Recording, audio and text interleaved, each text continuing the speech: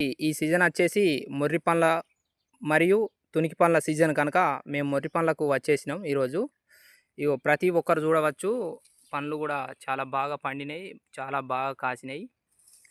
ఇవి ప్రకృతి పరంగానే లభిస్తాయి. మానవుడు సృష్టించింది కాదు ఇది. మానవుడు సృష్టించేది అంటే ప్రకృతికి విరుద్ధంగా చేస్తాడు. అంటే యూరియా, డిఎఫ్, అమోని, పొటాస్ లాంటివి ఫెర్టిలైజర్, పెస్టిసైడ్, సీడ్స్ వాడి భూమిని, అదేవిధంగా వాతావరణాన్ని కలుషితం చేస్తున్నాడు. ఇది మానవాళికి ఎంతో అది చెడు జరుగుతుంది.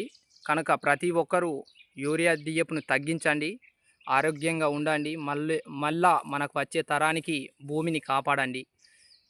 ప్రతి ఒక్కరు చూడవచ్చు, అంటే ఇవి చాలా విచ్చలవిడిగా కాసినాయి పండ్లు. దయచేసి వీలైనంత వరకు ప్రకృతి వ్యవసాయం చేయండి, ఆరోగ్యంగా ఉండండి. ఏ ఊరిలో చూసినా, ఎక్కడ చూసినా అంటే పర్మనెంట్గా మనకు శాశ్వతంగా ఉన్నన్ని నాళ్ళు ట్యాబ్లెట్తోని బతికే రోగాలు వస్తున్నాయి. అవి గత 20 సంవత్సరాల క్రితము ఏ పల్లెటూరులో కానీ, ఏ సిటీలో కానీ ఉండలేదు. మనము బాగా విధ్వంసం చేస్తున్నాము భూమిని, ప్రకృతిని, అన్నిటిని కలుషితం చేస్తున్నాం కనుక ప్రతి ఒక్కరూ దయచేసి మీకు వీలైనంత వరకు ప్రకృతి వ్యవసాయం చేయండి. మీరు చూడొచ్చు, నేను ఆల్రెడీ చెట్టు ఎక్కిన, చెట్టు పైనే ఉన్న, పండ్లు కూడా కోసేసిన. చూడొచ్చు ఎంత బాగుంది.